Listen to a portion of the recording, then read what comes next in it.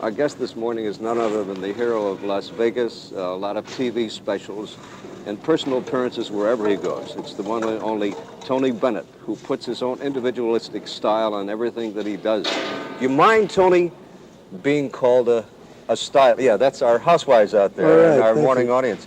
Do you mind being called a stylist?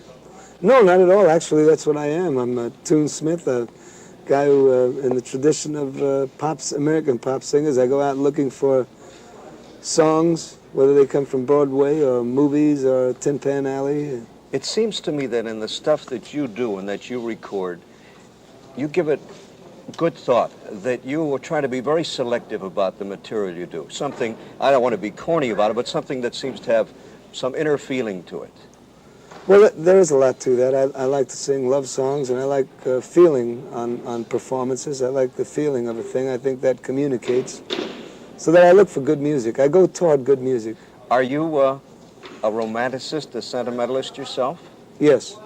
Mm-hmm. Were you had that kind of family upbringing? Warm, right, close together? Right, human, right, warm. You know, I know that you're the favorite of a lot of singers, which seems to me high praise indeed.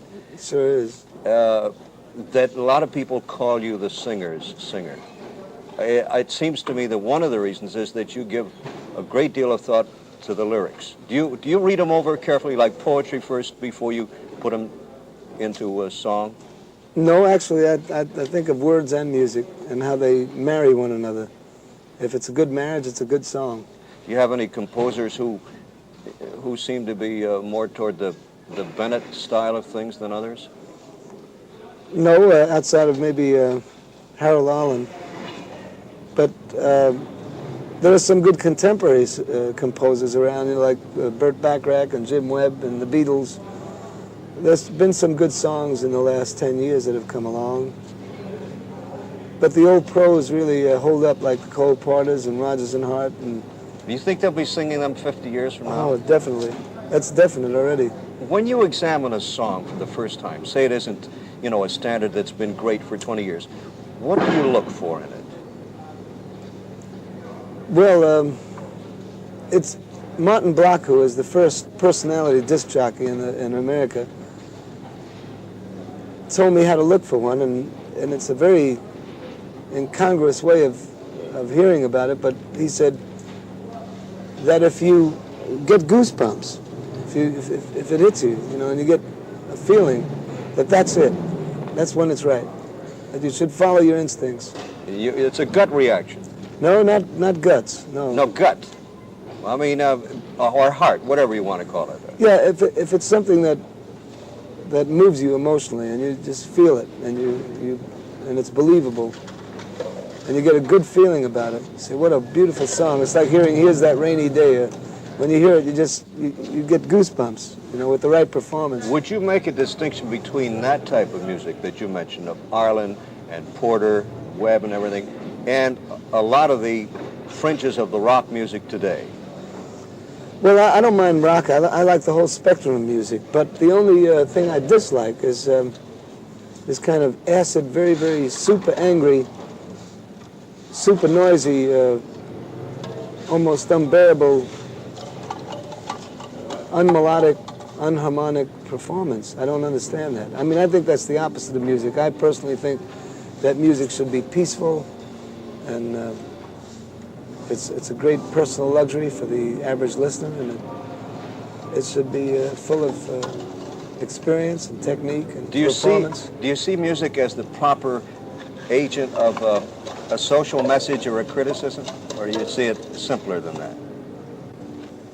No, I don't think it has anything to do with politics at all. No music message. Music is outside of the message is that everybody should get together. Love each other? Yeah. That's right. not bad. Not bad. Are you kidding? Without it, we're in trouble. I have seen you work, and I've seen you gradually come out. You're wearing a little more mod stuff. I've seen you in a white suit, and then gradually... This is Chinese. Is it? Yeah. It's a very Mao jacket, sort of. Right, it is. It's very hip. But I've seen you also in your white suit, and gradually as you got into your act, you'd shed the jacket, you'd open your shirt, it's your collar, You loosen your tie. You seem to react. Do you count on vibes from the audience a lot in your act? Completely. The audience tells the performer just how to go about it. That would spark your performance? That's all I live for, is to have the public enjoy what I'm doing and make sure that they're entertained. How important to you are the arrangements, the charts that accompany you? Well, they're very important because it's how it's done, and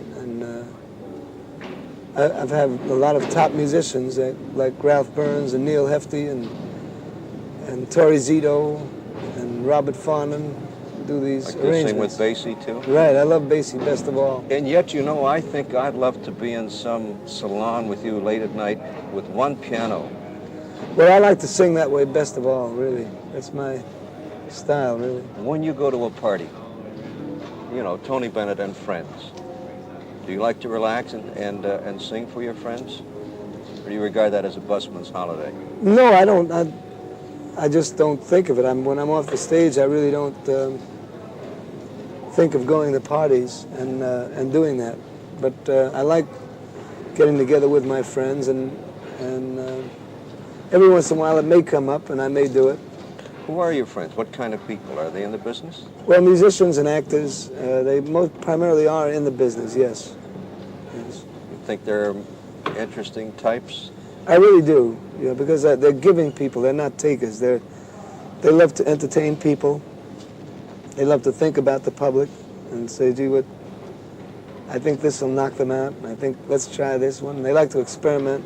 You've had some great success with not only your Vegas live performances, but you've got some very recently done big TV specials in Great Britain. Right, and also in Hawaii. Yes, now how about that? When you get outside of the boundaries, do you take a different approach? Do you get a different kind of reaction? No, I just do what I know how to do, and they love, I must be honest with you, they love American performers overseas.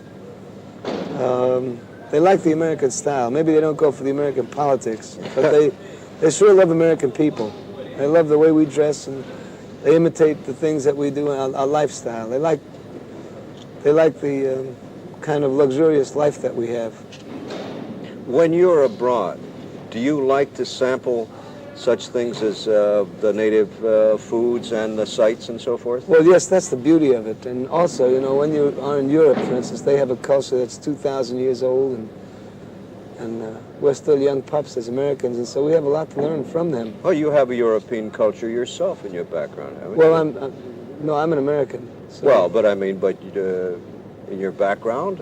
My father's an Italian immigrant. Yes. Right. But we're all like that. But when you finally get to Europe, you know, and you realize they have a 2,000-year culture, and we only have a 250 or 150-year culture, you know, this kind of thing. There's a big gap there. They have a lot of experience and a lot of knowledge on how to live that I think Americans should really pick up on. I think it would help their way of life a lot better. Is their pace different from ours? Yes, it's much more relaxed, and they still get a lot done. What kind of man are you? What kind of life do you like away from the stage? Well, I love to paint pictures, and I love to paint all the time. I paint and study music. Yes. Do you? Yeah. Are you quiet away from the stage? I think I might be called that. I love privacy. I love just listening to good music and take out the paints and do you mind this kind of stuff? No, it's all according to how it's done, and this is very comfortable. Thank you. I hope so, because we're an admirer of yours. And, thank you. I think it's an event when you come to town, you bring an interesting perspective. We have now in this hall that we're sitting, I happen to see an advance agent for somebody who's so far removed from you, also a big artist, Jethro Tull, yes, coming in a few months. So far different from you, and he too, as you have, will bring a big crowd here. I suppose that a real musician would say there's room for the Leonard Bernsteins, the Jimmy Webbs, the Jethro Tulls, and the Tony Bennett. This is what I was trying to tell the young grown-ups coming into the world, is that there's a whole spectrum of music out there. It's not just... I dislike this era where originally the producers went to the young grown-ups and said, this is your music, which was rock and roll, and kind of shut out all the other doors. It shut out all the classical music. It shut out all the wonderful folk music and all of the great jazz music, which is America's only culture. I disliked it because there's all kinds of music for everybody. As long as the more you listen to it, the more interested you'll really get into it. You know, it's very entertaining for someone to be motivated and to enjoy music. It's about the strongest thing there is. It's almost as strong as a bullet. Really. Yes. And really. In many places, maybe, where they say music soothes the savage breast, you know. Well, also, you know, Sartre brought out the fact that if you control if the right music, you know, he said, if you give me the control of the music of a country, I could control the politics of a country. Frenchman said that, yes? I believe so, yes.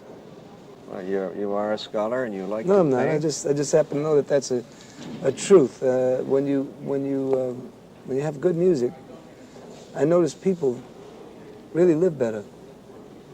It's like when Sinatra was just coming up and he had that whole great romantic era. People really got along so nice because they dressed up, they took their girls on dates and went to hear some nice Tommy Dorsey music, romantic. It sounds like nostalgia, but it isn't. It's actually, if it were happening tonight, it would be just as wonderful. And it would not be dated, it would not be old-fashioned.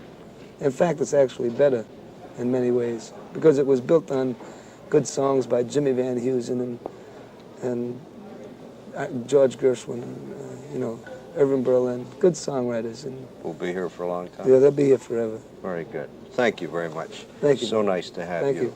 It's a pleasure. Our guest this morning has been Tony Bennett, the one and only.